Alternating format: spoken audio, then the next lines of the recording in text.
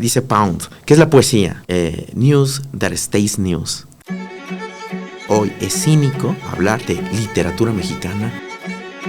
Si la música cambia, si la política cambia, si los hábitos sexuales cambian, ¿cómo no va a cambiar la dicción? Podemos decir que de ese amor a lesbia ya ha quedado muy poco. Que hay un montón de poetas que todo el tiempo están pensando en ganar esto, en ganar lo otro y ganar lo otro, porque lo quieren ganar todo, absolutamente todo, y son como Erisitón en esta gran violencia estructural, sí. Porque la asimetría social, las desigualdades son una violencia igual que la violencia del narcotráfico. Quizá cuando uno es más joven, uno es más optimista y uno tiene otro tipo de certezas. Conforme pasa el tiempo, uno aprende a templarse más, pero sobre todo a dudar. También el libro tiene que ver con una crítica al poder, sí. Una crítica a la autoridad vertical. Decían, ¿cómo puede ser que ese tipo con cara de cuino sea el presidente de todos nosotros, los criollos, que nos dimos la independencia? ¿Qué diferencia con el emperador Agustín de Iturbide? Míralo, pelirrojo, más con tipo de alemán que de español. Declararon incompetente intelectualmente a Guerrero para ser presidente. Hay poetas que nacen para dejar huella, para sembrar fuego en la memoria de una lengua. Alí Calderón es uno de esos espíritus que convierten la poesía en destino. Crítico, traductor, profesor, editor y cofundador de Círculo de Poesía, la plataforma más influyente en lengua española y por la que recibió en China y en Estados Unidos el Poetry East-West Award. Doctor en Letras Mexicanas por la UNAM y miembro del Sistema Nacional de Investigadores desde el 2013. Es también autor de libros de poemas como Imago Prima, Ser en el Mundo y Las Correspondencias. Como ensayista ha publicado La Generación de los 50, Del Poema al Transtexto, Ensayos para leer poesía mexicana y Piedras para una poesía transatlántica. Ha sido distinguido con el Premio Nacional de Poesía Ramón López Velarde y con el Premio Latinoamericano de Poesía Benemérito de las Américas. Su último libro, El Sinventura Juan de Yuste, una obra que devuelve la historia al pulso de la poesía, le otorgó el Premio Iberoamericano Bellas Artes de Poesía Carlos Pellicer 2024, consagrándolo como una de las voces imprescindibles de nuestra lengua.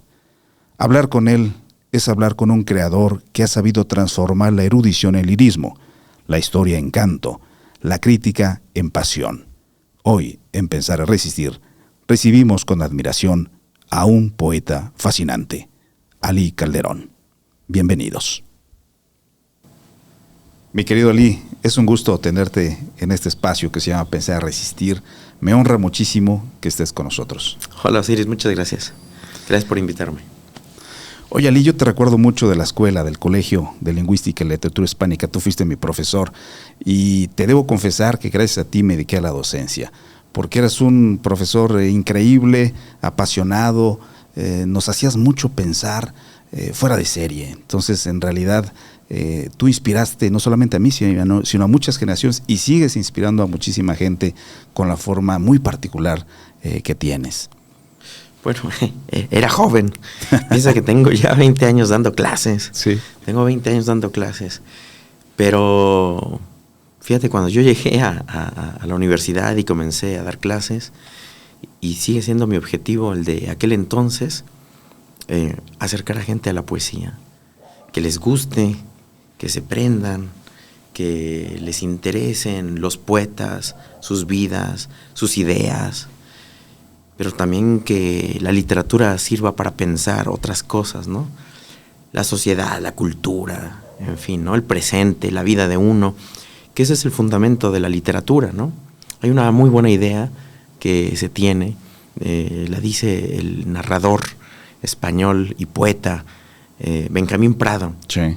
Y él dice algo bonito, dice: la retórica nació para conversar con los demás. La poesía nació para conversar con uno mismo. Sí, con uno mismo primero, pero luego trascender ese nivel y conversar también con los demás. Que la poesía sea un espacio de comunión, de identificación, ese espacio respirable para encontrarnos, ¿no? Ese es el objetivo. Oye, me parece magnífico eso que dices. Bueno, discúlpame. No, nos entusiasmaba muchísimo. Me acuerdo mucho que la primera clase que tomé contigo fue literatura medieval, y con las jarchas mozárabes y con todo este mundo árabe nos emocionabas. Quiero empezar por el principio. Me acuerdo lo que decía Adorno, que todo acto poético tiene que ver con la protesta. ¿Fue la protesta contra el silencio, contra el olvido, cuando empezaste a dedicarte a la poesía, o fue más bien algo íntimo? ¿Cómo fue tu acercamiento primero con la poesía? Fíjate, nunca lo había pensado así, pero para mí siempre la poesía fue algo natural, que se dio de modo natural, porque vengo de una familia que se dedica a la literatura, claro, porque mi padre escribe, porque vi que había gente a su alrededor que escribía, porque había libros en casa, y luego cuando yo estaba en el momento de decidir a qué me iba a dedicar, y quizás ahí viene la incomodidad, yo estaba pensando en que iba a ir a sociología, ¿no? Ok, claro. Y que yo iba a ser alguien que estudiara marxismo. Es ahí la incomodidad, quizás. Sí.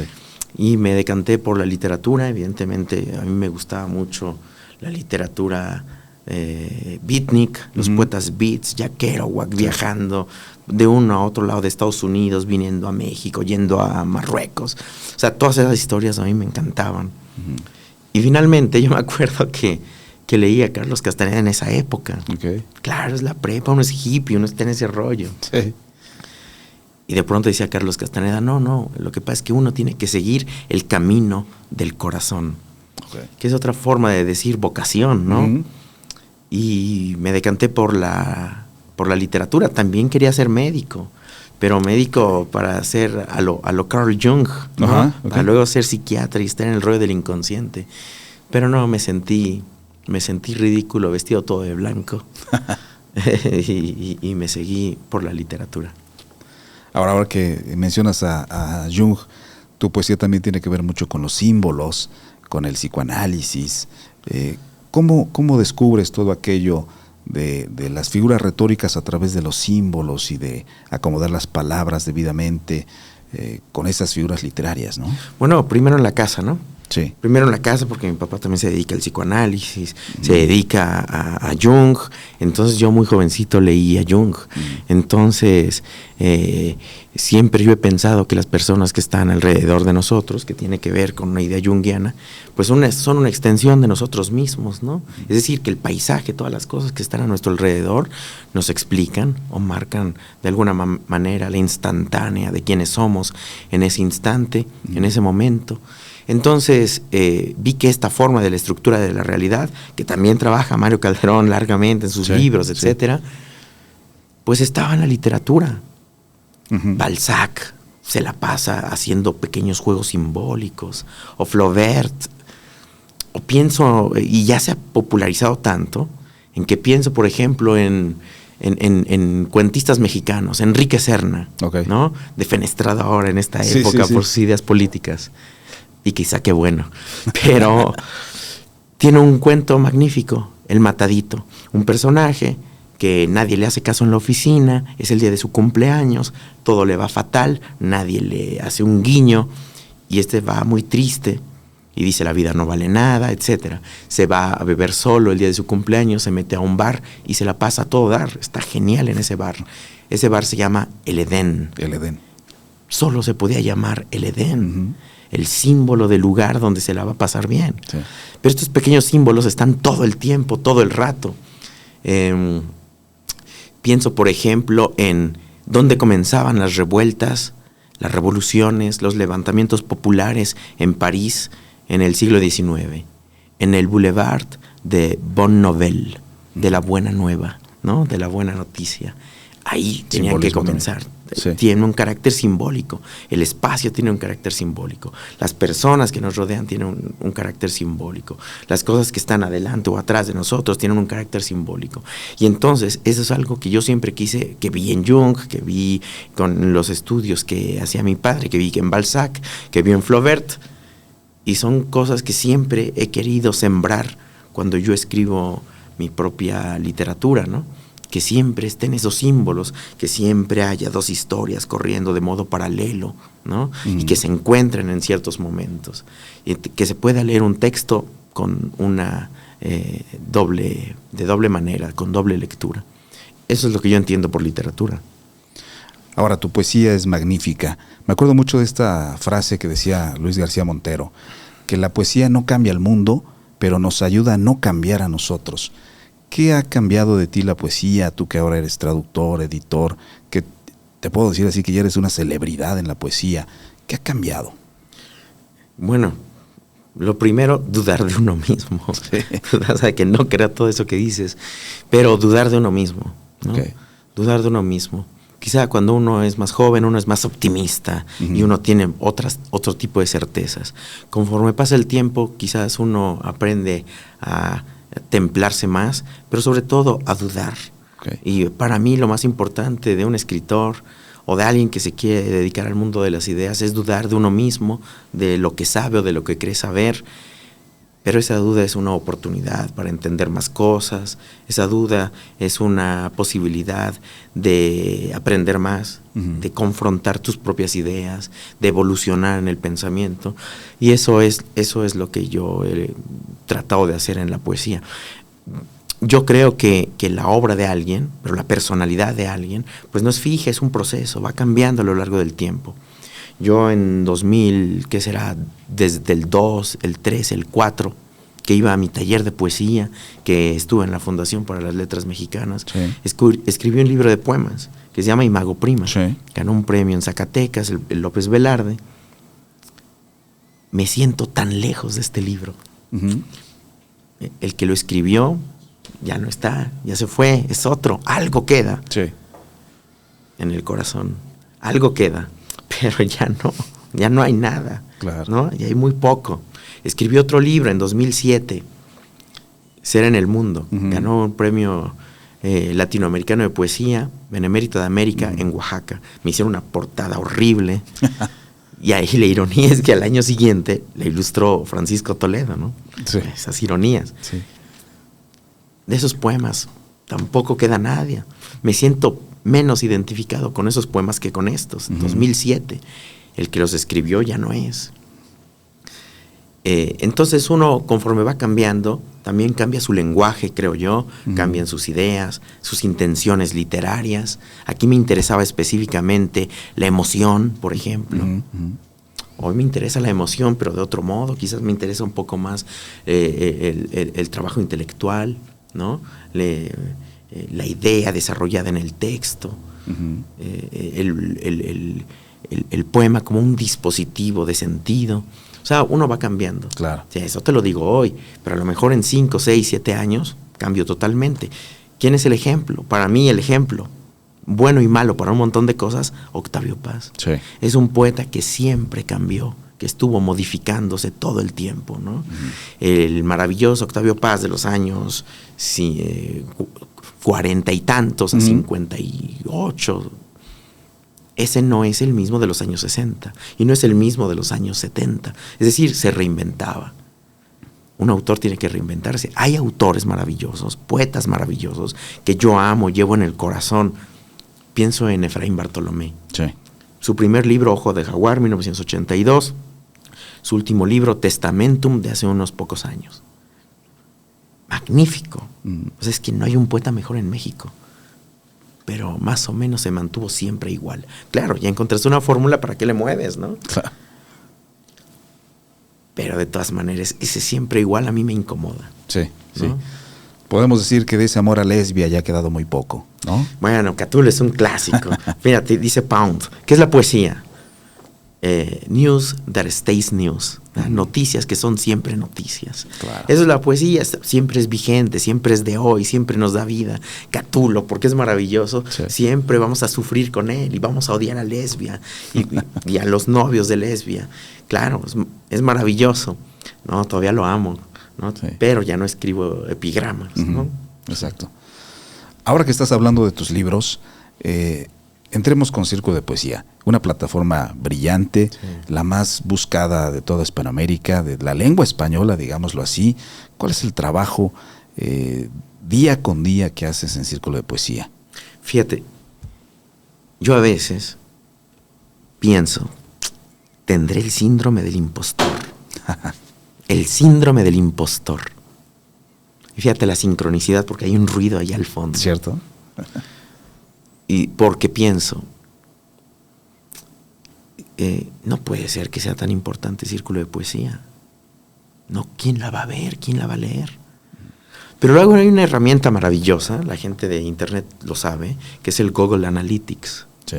Entonces, tú vas a Google Analytics y te pones a mirar las interacciones, cuánta gente entró a la revista esta semana, el mes pasado, el año pasado, desde hace 10 años. Y a mí me llaman la atención los números que tenemos. Por ejemplo, el trimestre pasado, que medimos cada 3 meses. El trimestre pasado, 2.3 millones de interacciones en redes. Sí. 2.3 millones. Es una locura. O es que ni siquiera sabes a quién le estás poniendo cosas, ¿no? Para que lean. Y así nació Círculo de Poesía, con la idea de ampliar las posibilidades de lectura. Era al principio un asunto de movimiento de gente que está disputando cosas en la literatura, la atención. Sí. Pero conforme fue pasando el tiempo, Círculo de Poesía se convirtió en una biblioteca digital. Cierto. Para mí es el lugar donde se tiene que socializar la cultura. En Estados Unidos cuesta dinero entrar a una página de internet, la más importante revista de internet en el mundo, se llama Poetry, de la Poetry Foundation, que fundó Henriette Monroe hace más de 100 años, que Ezra Pound fue uno de los que trabajaron en la construcción de eso. Y tú quieres entrar, te tienes que suscribir, es lógico, es normal, te tienes que suscribir, pagar dinero por leer poesía. Si tú vas a Francia es lo mismo. Nosotros no. Nosotros tenemos una gran base de lectores, una gran sofisticación en los materiales. Se está mostrando lo que se hace en el mundo hispánico, la poesía, el alma de una lengua que tiene 500 y tantos millones de hablantes, y no cuesta un peso. No cuesta nada entrar. Es acercar la mayor calidad posible, hacer la distancia corta entre los poetas que consideramos que valen mucho la pena, de muy diversas generaciones, de muy diversos países, de procedencias muy diversas, a los lectores, ¿no? Sin que te cueste dinero. Para mí es un asunto de ética, pero también una poética, porque la poesía es un ministerio, a pesar de que hay un montón de poetas que todo el tiempo están pensando en ganar esto, en ganar lo otro y ganar lo otro. Ya han ganado el premio más importante de un país y luego se meten al premio más insignificante porque lo quieren ganar todo, absolutamente todo. Y son como Erisitón, el de la mitología griega, que tenía hambre todo el tiempo y quería más y más. Y a pesar de que el poeta, su ego y la posición que quiere ocupar en el medio literario se nutre de todas estas cosas, sí, pero paralelamente la poesía es un ministerio. Trabajar para los demás, en este caso. Círculo, sí, nació en 2000. La arqueología, para hacerla muy fácil, nació en la Fundación para las Letras Mexicanas. Cierto. Un día, saliendo de nuestro taller con Verónica Volkov, yo estaba con Yair Cortés, ahora se llama Universo Cortés.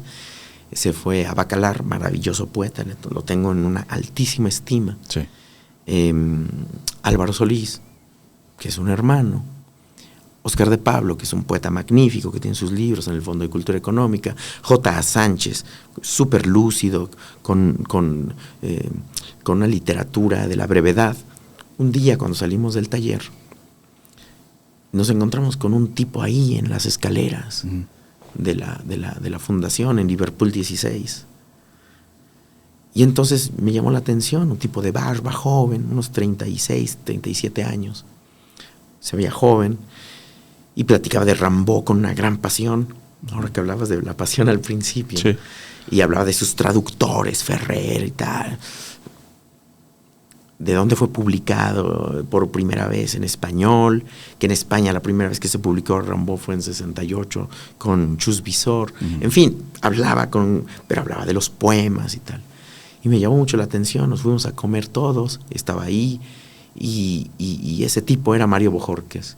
Entonces yo creo que en realidad Círculo de Poesía nació el día que nos encontramos, o que me encontré con Mario Bojorquez, que pues ha sido un amigo, un hermano mayor, un maestro también, y era alguien que cuando yo lo leí, lo comencé a admirar. Sí.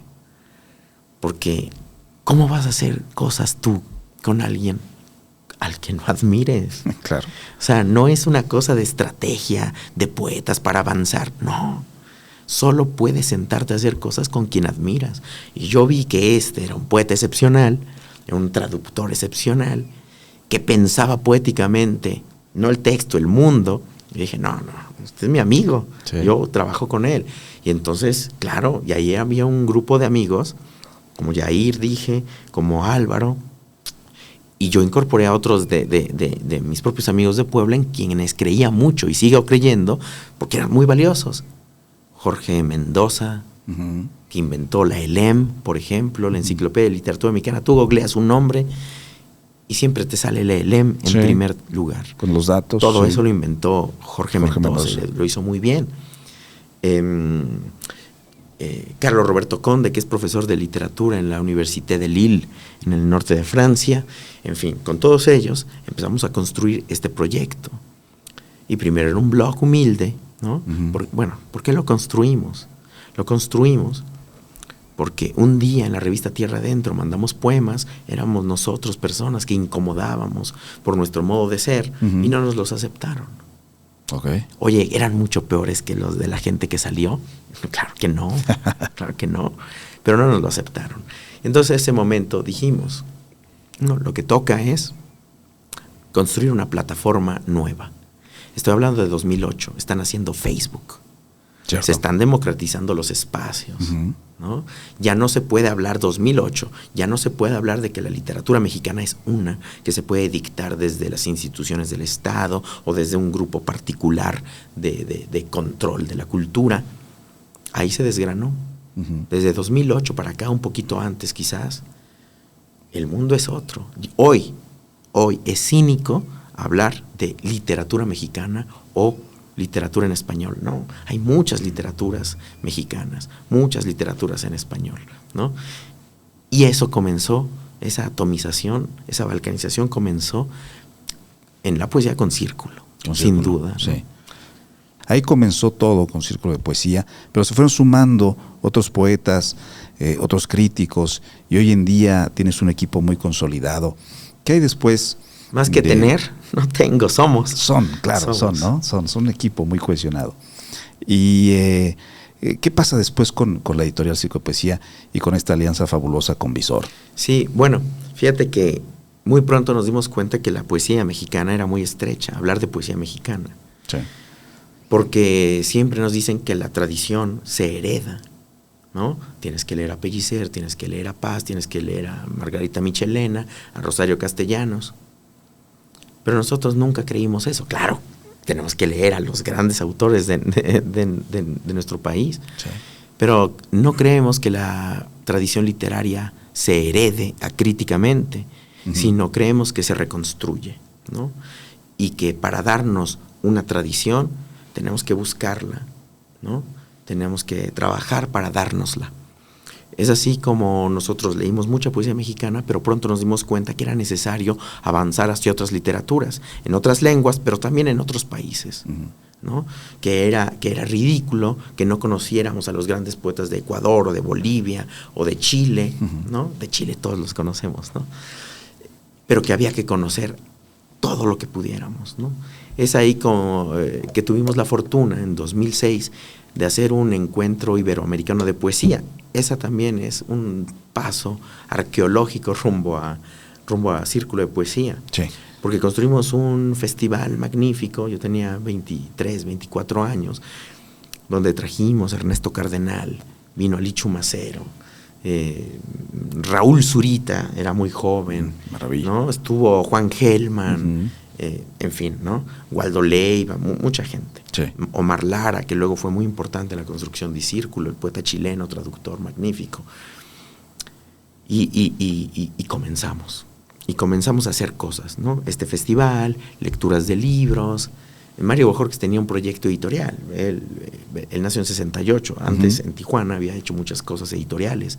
Libros de Sabines, de Pellicer, ¿no? De Rubén Bonifaz, de Abigail Borges. Él es el que preserva Poesía, por ejemplo, ¿no?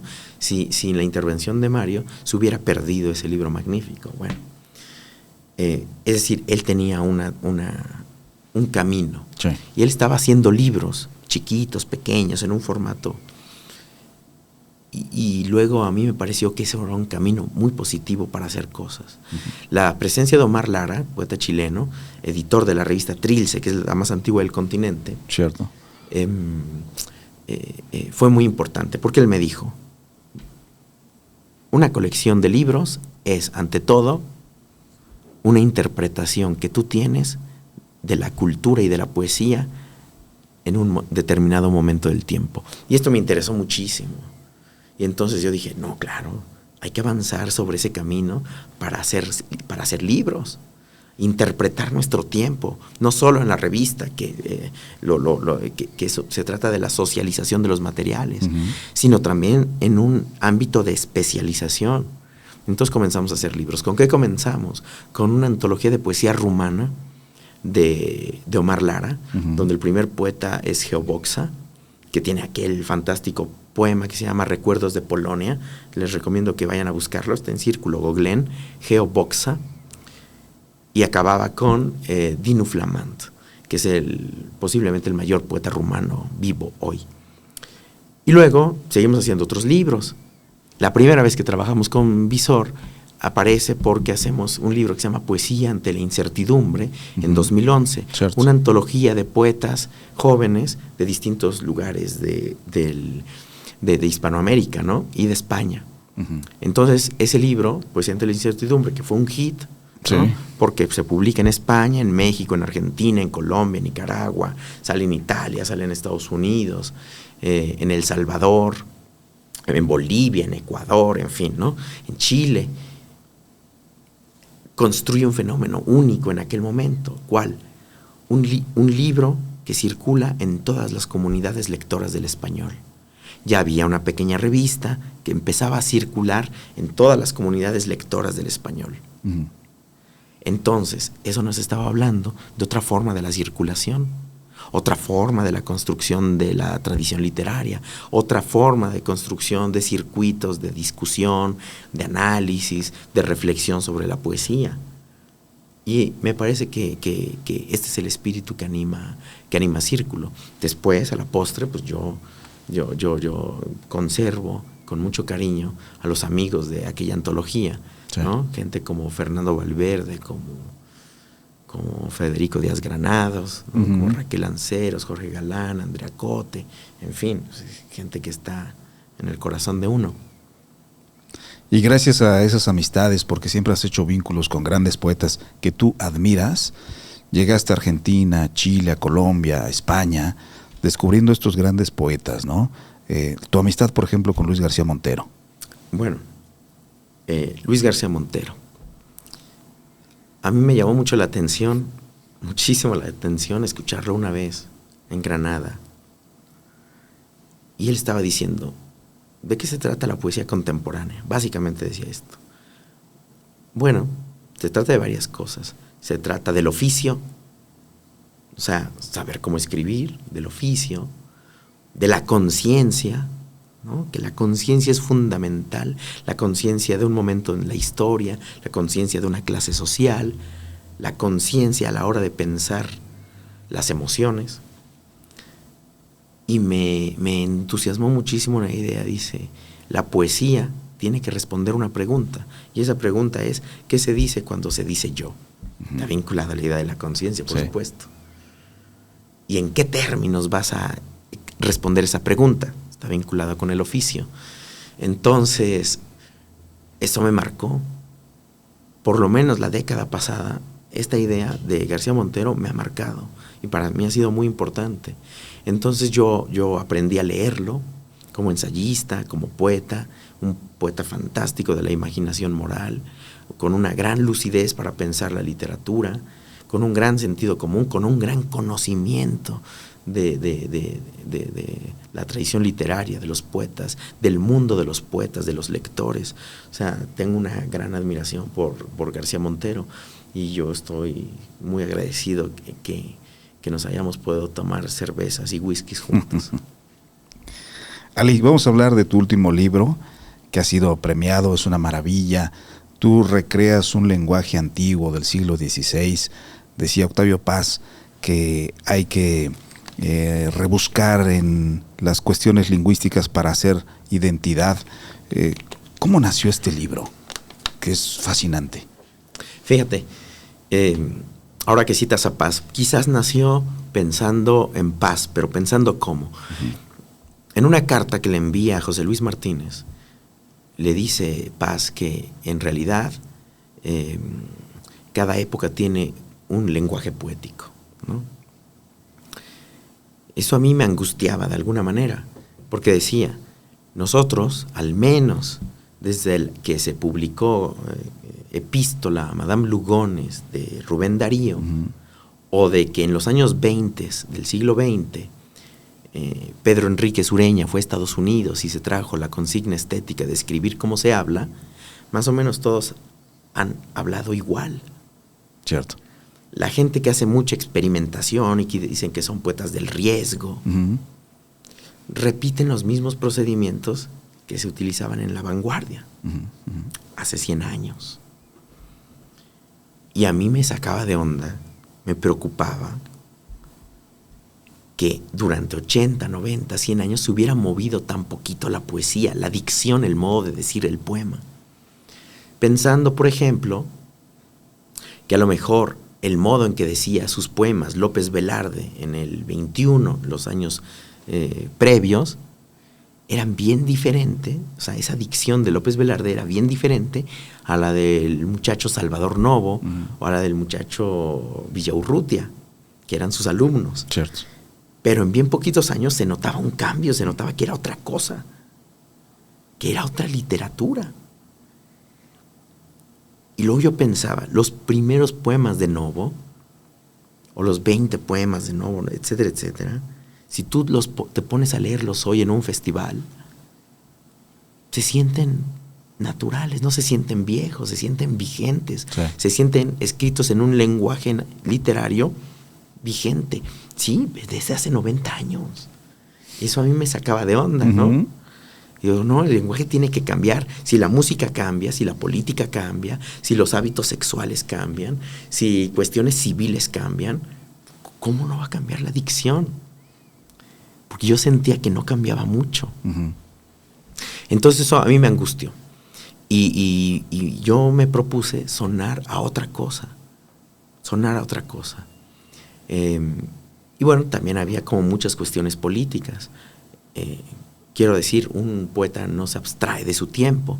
En medio de esta gran violencia en la que hemos vivido en los últimos años, en esta gran violencia estructural, sí, porque la asimetría social, las desigualdades, son una violencia igual que la violencia del narcotráfico. Por supuesto. ¿No?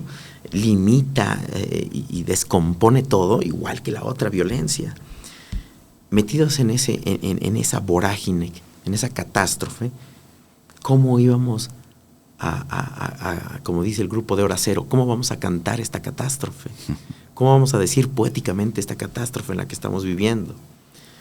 Y bueno, a mí me pareció que un camino era la alegoría, ¿no? Primero la alegoría, es decir, ir a una historia, a un episodio singular del siglo XVI, de la conquista, del que no se habla mucho, porque tiene 20 años del que se está hablando de él. Ir a ese episodio y relacionarlo, vincularlo, encontrarle las semejanzas con la podredumbre del mundo contemporáneo, ¿no? Y entonces quise construir ese texto. ¿En qué lenguaje? Un lenguaje que fuera raro, que fuera artificial en el sentido de que se entienda que se está poniendo de relieve ahí la textura lingüística, ¿no? La idea de un poema que no es poema, en fin, había muchas ideas que tenía ahí. Y luego me encontré con la anécdota perfecta.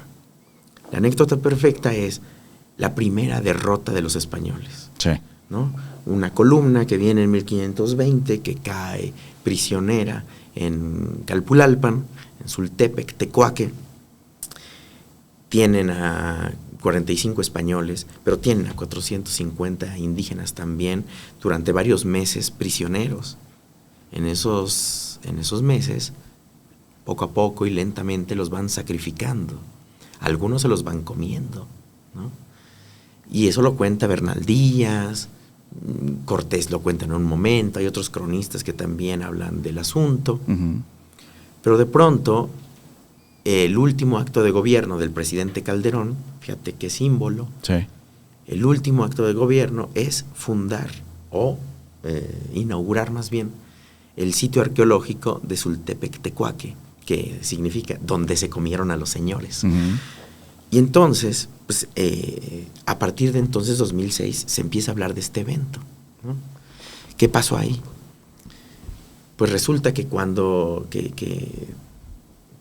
1520, esta columna viene hacia Tenochtitlán, se fue rápido Hernán Cortés para solventar los problemas que tenía ahí, la matanza del Templo Mayor, etcétera, etcétera, y venía esperando a la columna, donde venían enfermos, donde venían soldados, donde venían pertrechos, donde venían sus documentos, donde venía su vajilla de plata, en fin, nunca llegó.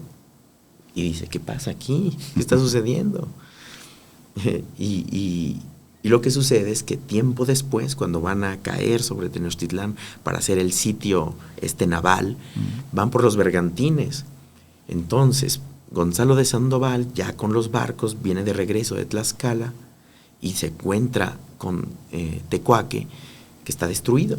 Y hay un muro de cal y canto que tiene escritas con carbón, posiblemente el primer graffiti del continente. Unas palabras: aquí yace el sin ventura Juan de Yuste. Y todos, naturalmente, estuvieron en shock, Sí. ¿no? Y dice, y fue una gran laceria en el corazón, dice Bernal Díaz, que nos dejó muy mal, Uh-huh. ¿no? A partir de eso dije, oye, aquí hay un super símbolo, Sí. ¿no? Hay que construirlo.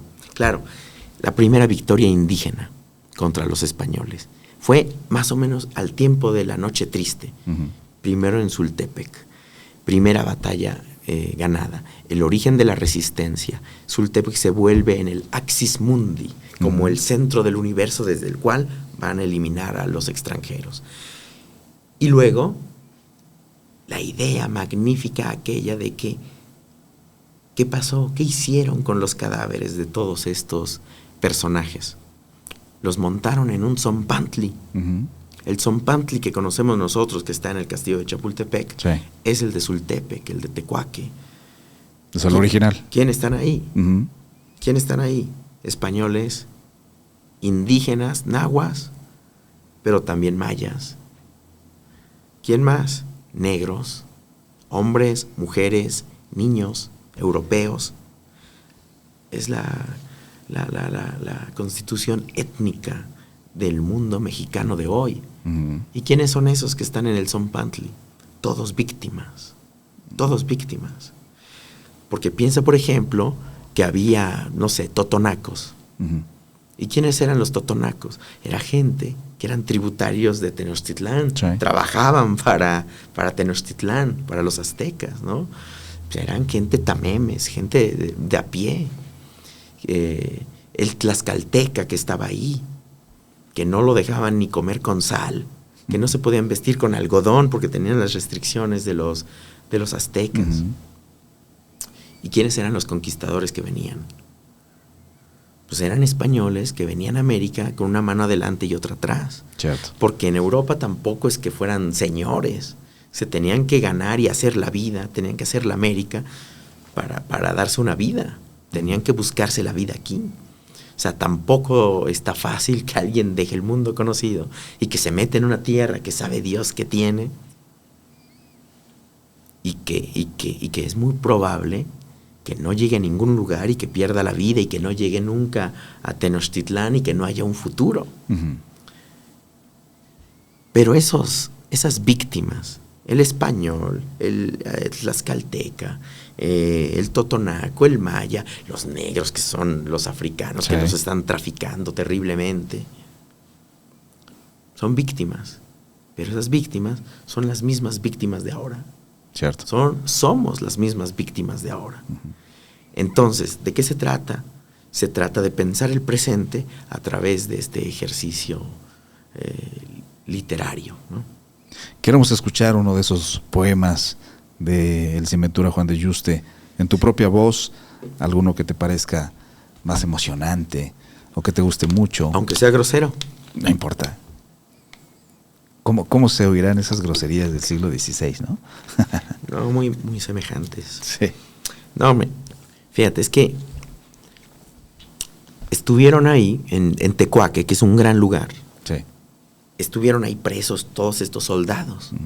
Entonces yo me valgo del monólogo dramático para contar sus historias, ¿no? Y me gusta mucho pensar que ellos tenían un futuro en España. ¿Qué opciones tenía un español ahí? Bueno, a lo mejor te metías a la iglesia, a lo mejor te metías al ejército, a lo mejor buscabas irte a Italia, ¿no? Que los españoles de la época se iban a Italia, o venirte a América, o te ibas a Flandes. O sea, como que había opciones para buscarte la vida. Y la gente decidía, y algunos decidían venirse a América, venirse además a esta tierra que se estaba apenas descubriendo, sí, que no sabías nada de ella. ¿Y por qué venías? Venías a luchar normalmente por el rey, por el empresario conquistador, en este caso Hernán Cortés. O sea, tú prestas tu fuerza de trabajo. Sí. Tú no tienes nada, no eres un noble, ¿no? Eres un pobre diablo que está buscándose la vida. Sí. ¿Y qué encuentras aquí? La muerte.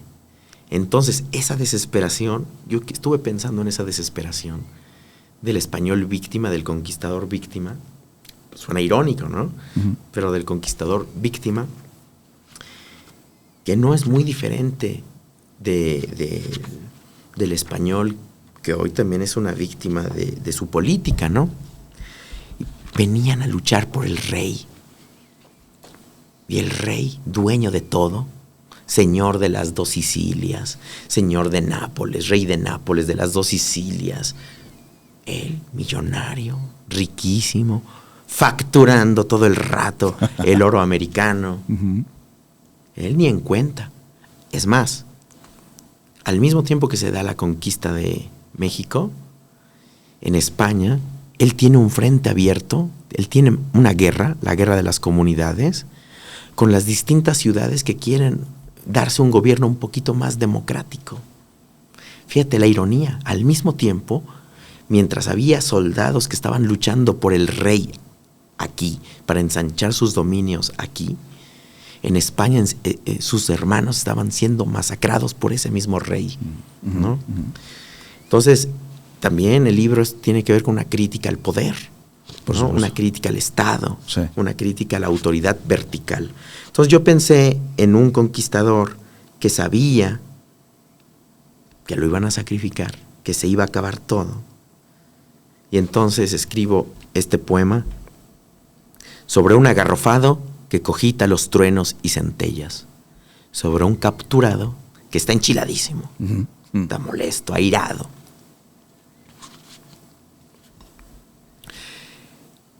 Qué puta es la fortuna, puto fado, puto el rey y muy putos quienes de hinojos besan sus plantas putas, puto César.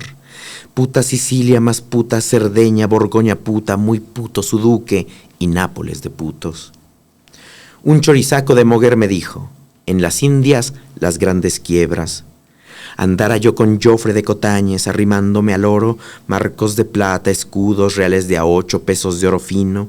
Hubiéreme llevado el hambre a la marca eslovena y Pordenone, más allá de Levante a piso fiorentino. Puto Namure, puta la Zelanda, gran puto el duque de Brabante, puto Gante, muy puto el su baptismo. El Juan González Ponce de León, gran matador de perros indios, Francisco Verdugo Joan Gamarra, en Trinidad nos dicen que comer con trompetas o morir ahorcados.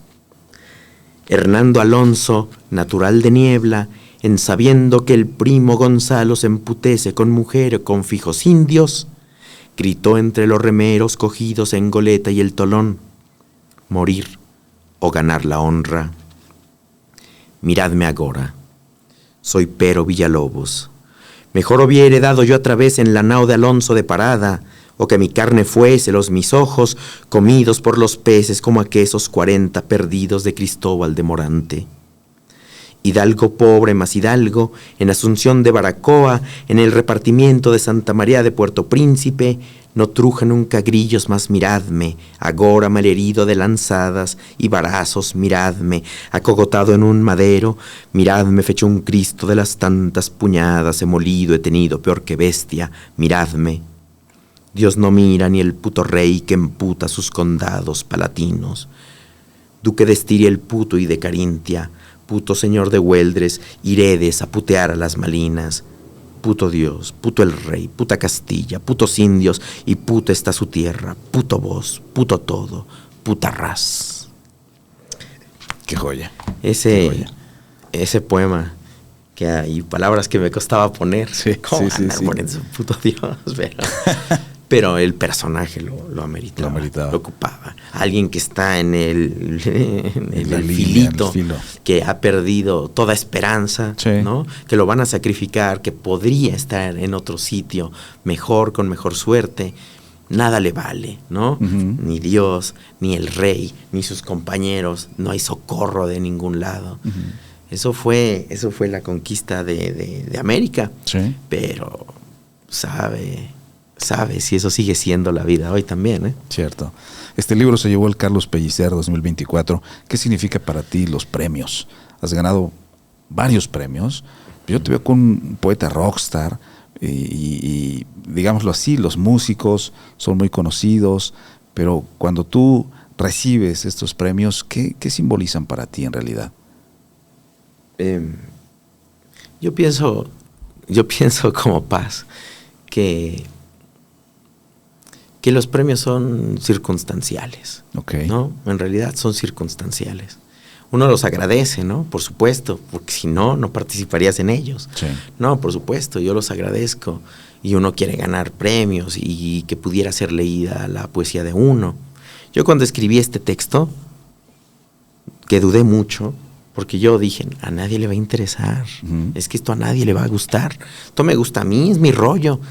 Y yo decía, yo voy a escribir ya lo que yo quiera. Un día nos llevaron a la Fundación para las Letras Mexicanas, que fue el mejor día, uh-huh, a García Márquez a platicar con nosotros. Y nosotros nos reíamos porque acababa de bailar con Shakira y no sé qué. Y de pronto ahí estuvimos platicando y en la conversación alguien le preguntó, maestro, ¿y usted cómo sabe cuál es el libro que va a escribir a continuación? Uh-huh. Quiero decir, cuando usted escribió 100 años de soledad, ¿cómo sabía cuál era el libro que venía después? Y entonces él, con una claridad meridiana, decía, yo quiero escribir el libro que me gustaría leer. Claro, sentido común, uh-huh, ¿no? Hay muchas presiones culturales que tenemos que escribir para gustarle a un grupo de gente. Hay que escribir al modo de lo que está funcionando para ganar premios. Hay que escribir del modo que puede venderse en una librería. Hay muchas presiones culturales y hay un montón de poetas, quizás de alguna manera todos sucumbimos a todas estas presiones. Pero aquí yo me di el chance de mandar al demonio esas presiones y hacer lo que yo de verdad quería hacer, ¿no? Un trabajo documental, un trabajo donde la experimentación fuera léxica, uh-huh, un trabajo de oscuridad lingüística, de oscuridad del sentido, donde yo hiciera muchas alusiones a la historia, o sea, desarrollar mi rollo. Y yo sabía que no iba a haber lectores, lo tenía clarísimo. Además, en ese tiempo que yo amo a Pound, sí, leía comentarios de Pound que dice, para que un libro pueda existir en el mundo necesita 27 lectores. Los 27 lectores perfectos. Cierto. Entonces, ¿qué puedo hacer yo sino buscar despacito a lo largo del tiempo esos 27 lectores perfectos? Entonces, con inocencia, que es como uno entra a los premios, porque si no sería una cosa lamentable, con inocencia, metí al Pellicer, el libro que se publicó originalmente en España, ¿no? Fue ese. Que cuando le conté a mi amigo Fernando Valverde, me dijo, dámelo, yo lo voy a publicar y no sé qué. También salió en Bolivia con Gabriel Chávez, en Perú en Cascahuesos, y en México en Círculo de Poesía, que es mi casa, y uno tiene que poner los libros en donde crees que es el mejor lugar para un libro de poesía. Y yo estoy convencido que el mejor lugar es Círculo. Bueno, entonces lo envié al Pellicer, sin grandes esperanzas, y un día paseando a mis perritos, me hablaron por teléfono y me comunicaron que había ganado. Y fue la verdad sorpresivo, porque yo ya no estaba pensando en que pudiera ganar, ¿no? Claro, ya claro. Uno manda como por... Sí. Sí. Estoy contento, sí, por supuesto. Que pueda tener un poquito más de atención, sí. Que el premio tenga el nombre, lleve el nombre de un super poeta como Carlos Pellicer, que se dé en Villahermosa, que es un lugar que yo le tengo mucho aprecio, porque ahí hay dos poetas que son entrañables para mí, que es Álvaro Solís y Audomaro Hidalgo. Entonces para mí era algo bonito ese premio. ¿Qué sigue para ti? ¿Qué sigue para Alí Calderón? ¿Ya estás pensando en ese libro que te gustaría leer, ¿no? ¿Qué hay de tu trabajo en ese sentido? Bueno, yo todo el tiempo estoy haciendo un trabajo crítico y un trabajo poético, ¿no? Ahora terminé un libro, ya está listo, lo voy a publicar pronto. Okay. Es un libro de ensayos, es un libro de ensayos raro, ¿no? Un libro de ensayos que casi algunos podrían ser poemas, pero que también podría ser una suerte de novela crítica en torno a poetas del siglo XIX. Yo tengo una idea básica, y la idea básica es que la cultura mexicana, la cultura poética mexicana, la de hoy, la de hace 100 años, la de hace 200 años y la de toda la vida, es una cultura criolla. Es una cultura blanca, criolla, burguesa. Y que creo que estamos en posibilidad hoy de construir una tradición desde las víctimas, una tradición que venga desde otro sitio, de una tradición que no aspire a ser aceptada por el mundo criollo, por los autores criollos, por el canon criollo, y que hay que reconstruir para ello la historia literaria. Entonces, en este libro sobre el 19 es lo que hago a través de autores como Rodríguez Galván, ¿no? Que un autor racializado, maltratado en el siglo XIX, a principios del XIX. Avanzo con Ignacio Ramírez, el nigromante, cuando era joven, y cómo ellos van sobreviviendo en un mundo de un racismo que no nos podemos ni imaginar, ¿no? Sí. Donde un presidente era negro, Vicente Guerrero, o descendiente de negros, y la gente puso el grito en el cielo. Y decían, ¿cómo puede ser que ese tipo con cara de cuino sea el presidente de todos nosotros, los criollos, que nos dimos la independencia? Qué diferencia con el emperador Agustín de Iturbide, míralo, pelirrojo, más con tipo de alemán que de español. Ese sí. Declararon incompetente intelectualmente a Guerrero para ser presidente. Claro, porque un negro no sabe pensar, menos gobernar. Este racismo que se ha ido manteniendo a lo largo del tiempo, a lo largo de los años, es el que yo quiero contar en mi libro de ensayos, el que cuento a través de Manuel Paino, que es un súper narrador, a través de Madame Calderón de la Barca, de muchos cronistas, de muchos poetas. Quiero hacer una especie de novela crítica. Y eso sale ya, yo creo que sale antes de acabar este año, y ese es un plan que tengo, contar la historia de la literatura mexicana considerando muchas de estas cosas, ¿no? Y ese es un plan. Estoy haciendo libros que tienen, como puedes ver, mucho interés en la historia. Sí. El libro de poemas en el que trabajo pian pianito, despacio, con mucha calma.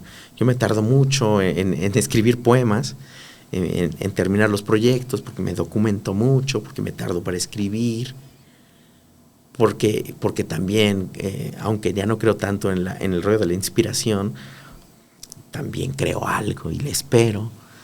Estoy trabajando en una cosa del siglo XIX, pero del tiempo de la intervención francesa, con prisioneros mexicanos en Francia, y en eso estoy, ¿no? Claro, también, mientras tanto, estoy escribiendo poemas que tienen que ver con contarse a uno mismo, ¿no? Con poemas que se dejan leer en la calle, sí, en los festivales, en las lecturas, y que también son parte de del proyecto que tengo, ¿no? Como que tengo muchos proyectos al mismo tiempo, muchas búsquedas. No quiero construir una obra de 600 páginas. No quiero un día tener 2 tomos en el Fondo de Cultura Económica con 1500 páginas. Esa parte no me interesa. Porque si algo acaso sobreviviera, no son más de 15 páginas o 20. Uh-huh. O sea, todo el día hay que estarle dando, hay que luchar por ver si logramos construir esas 20 páginas. Cierto. Ali, déjanos invitarte en otro próximo episodio. Es fabuloso charlar contigo. Nos honra muchísimo, como te dije al principio, que nos acompañaras aquí en Pensar Resistir. Y te felicitamos porque eres un poeta maravilloso con el lenguaje, con la palabra. Tu palabra, siempre he dicho, es resistencia y es fuego. Gracias, Ali, por acompañarnos. Muchísimas gracias, de verdad, ¿eh? Gracias. Y a todos ustedes, amigos, no se pierdan otro episodio más de Pensar es Resistir. Muchas gracias.